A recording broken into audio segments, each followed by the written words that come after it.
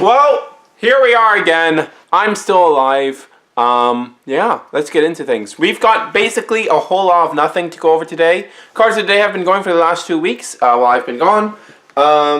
We've gotten, as a result, 9 cards, but none of them have been double rare or higher. Don't get me wrong. There is good stuff in here. There is very significant stuff in here. But it's going to be a lot of... that's shit. These aren't going to be very long, guys. So, first up, we have Chaos Rising Flare. 625 Armor Dragon Chaos Size 3. So, when it enters the field, you choose a monster on your opponent's field, then you mill 3.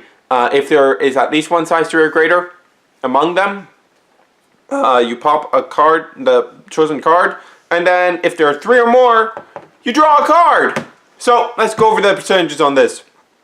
I actually can't remember the percentage on. So this is assuming 28 size 3s in the deck. I believe it was around like 85% or something like that you'll get the pop. So it's actually not quite guaranteed. Honest. I was at first thinking, well, I'll just run this over Guardian because that first effect is probably always going to go off, and then you have a chance of getting the draw effect. But as it turns out, it's not quite so simple. The destroy effect isn't as consistent as one would want it to be, and the draw effect has a whopping 15% chance of going off. It'll go off 1 of every 5 times. Less than actually 1 of every 5 times you call it. Something like 1 in 6, I think.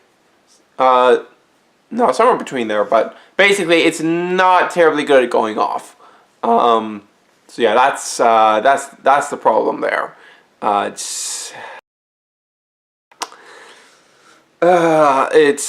very low chance to get that draw. It is no Thunder Knight's Rising Flare, let me tell you. And like, definitely don't want to be taken into consideration for Zwei, because like, with Zwei, you'd rather use Rising Flare because sure it costs a gauge.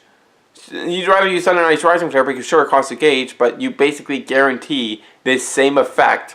Plus, it has a better power stat line. So it's like, why would you ever use this card? Okay. Now let's get into something that actually fucking matters. Destruction Spear, Heaven Embankment, Tyrant Weapon, 7,000 power true crit. It costs 2 gauge, but that's completely irrelevant. Do you know why that's irrelevant? Well, first up, it can't be destroyed or returned to hand by a card effect, which is great, good. And it's a great weapon to top it all off, because whenever you gain life once per turn, it gets double attack and you get a gauge. So you know. Most likely, worst case scenario, by the time your second turn of having this card equipped comes around, you've refunded its gauge cost. But a lot of the time, you're probably going to use a life gain shield or something during your opponent's turn, and you're going to have refunded that gauge before the turn cycle is over, where you equip this card. That's what's great about it. Its gauge cost isn't so high that you can't easily drop it turn 1, even through a Tyrant Cerberus search, which is fantastic, since none of your size 1s cost gauge anyways. Yeah, it's just really good. It's a really fantastic card, and I'm really excited for this, because now Tyrants can just move into spam the life gain. The only life cost that the deck currently has that would be worth using is Bonds of a Despot, which is a really good card and is honestly going to have way more of an impact on the game state than Ogar did. So having a double attack indestructible weapon like this to just completely replace Ogar is just fantastic. It's just really good. Really good weapon. You could use Ogar as a backup, to be honest, and still searchable. So, you know, maybe don't ditch Ogar completely, but Heaven Embankment is just a super good weapon. Next up, we have Blue Oni Yukiki Majiji. 1/1/1, size 0. When it enters the field, you give something power up -3,000, defense -3,000, and then if this was called via ambush, you give it crit -1. And of course, as ambush, this is... I want to like this card, but it's not very good. Well, first off, the power debuff doesn't do anything because Onis have absolute shit for defense. They are not the most defensively inclined archetype. So, you know, not going to do much there. The defense debuff is actually really nice, because that helps against Athora, but Athora is not a relevant deck right now, so that's not a relevant aspect right now. And then the crit -1 is kind of good, but you need more than a crit -1 on this type of effect to be effective. And, like, since it's an ambush, it's going to be blocking another hit anyways, so it's like, I don't know, man. This card is...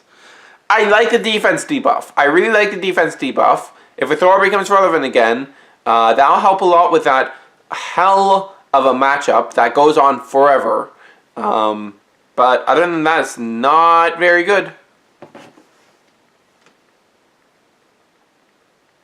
And then we have Black Dragons. Black Crest Dragon Ray Dizzy. 5/2/1, size 2, costs 1 gauge. When it's destroyed, you draw a card, and then you make all size 1 or less Black Dragon from your hand by paying its call cost. And it has move.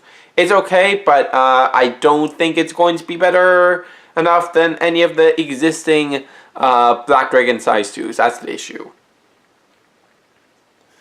Dragon Lord of the Far East, Blade the Emperor. I love whenever Bushiroad takes these weapons and makes them into actual monsters. Like, this is literally Dragon Emperor, and it's great. So, 9/2/3, put the top card of your deck into discard soul, pay 1 gauge, pay 1 life. If you would be dealt 3 or more damage, if you're equipped with an item, you reduce that damage by 2, double attack, and soul card. Pretty nice card, to be perfectly honest, but not better than Dynamis. I can't see any Thunder Empire builds running this over Dynamis. Though its low gauge cost to get on the board is actually rather nice. I like that aspect of it quite a bit.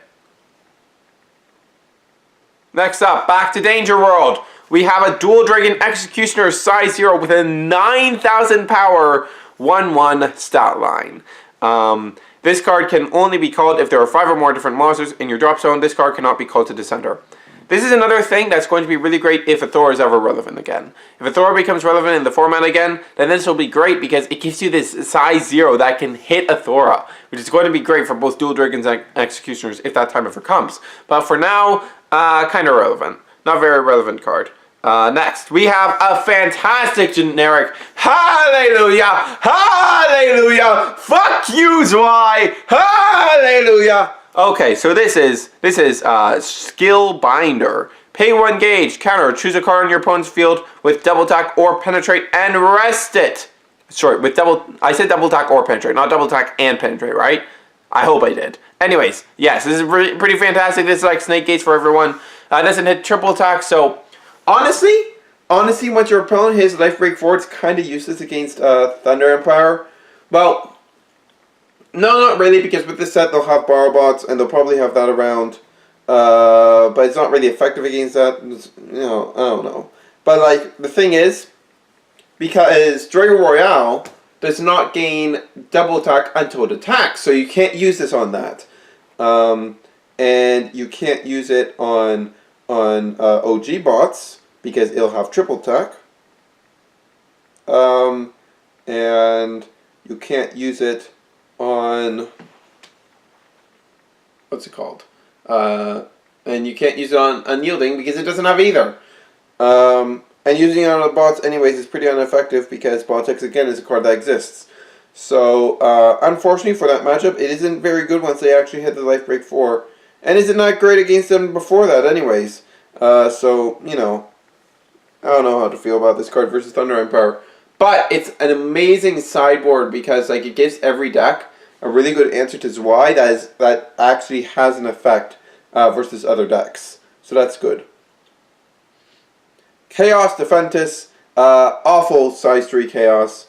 Black Dragon Chaos 4/2/7. When a monster on your center is destroyed, you gauge 1. If you're considering this card, you're probably playing a build that is running Aquario. And as I already established in the How to Chaos video, Aquario is a noob trap because you don't need that Gauge Excel. Osiris, Sekitetsu, and the Shield provide all the Gauge Excel that you really need because you don't spend that much Gauge. The Gauge you spend is basically all on your Gear Gods because you don't call out of Diabolos normally. Well, you also need a bit for Tartaros, but that's 1 gauge, so it's no biggie. So yeah, this is a bit of a noob trap. Hate to break it to you. And also people can just go after it first, and it's just all a very good card. And lastly, we have Heaven's Net Armored Cannon. This is a Skull Warrior and Water, size 3, 725. Put the top card of your deck into this card soul and pay 2 gauge. If it's on your left or right, the Skull Warrior on your center has its size reduced by 2. And counteract, destroy a Skull Warrior or Water on your field other than this card. If you do, put the top card of your deck into your gauge, and you gain 1 life. This can only be activated once per turn. Penetrate soul card. It's okay. I'm not sure how to feel about this card. I don't know. I don't like it quite enough. It is pretty nifty that you can make Miserias, the OG Miserias, into size 0s. That's pretty rad. I like that. And the second effect actually has synergy with Dark Miseria, so you'd end up gaining 2 life and a gauge. But I don't know. This isn't a powerful enough card to save Skull Warriors and Water from the ditch that they're in right now. So I don't know. Obviously, the real winners from these 2 weeks, are the Danger World weapon, which is fucking incredible, and the new generic card. But we haven't gotten into the big stuff from this set yet. So Manjo, please save us from this hell of rares and lower. And I think that's going to be it. I will have another Dragonborn Weekly podcast as we struggle to become weekly coming out later today. So look forward to that. And I will probably have a cardboard crack video coming out in a couple days because I got the notification this morning that, well, not really this morning, more like an hour ago, that my order from Card Academy with all my Dragonborn and Evolution and Mutation stuff has passed Canadian clearance. So it should be here in the next couple days. Thanks for watching, guys. If you would like to support my content, be sure to go check out my Patreon. Throw me $1. And please subscribe for more Buddyfight and Dragonborn content.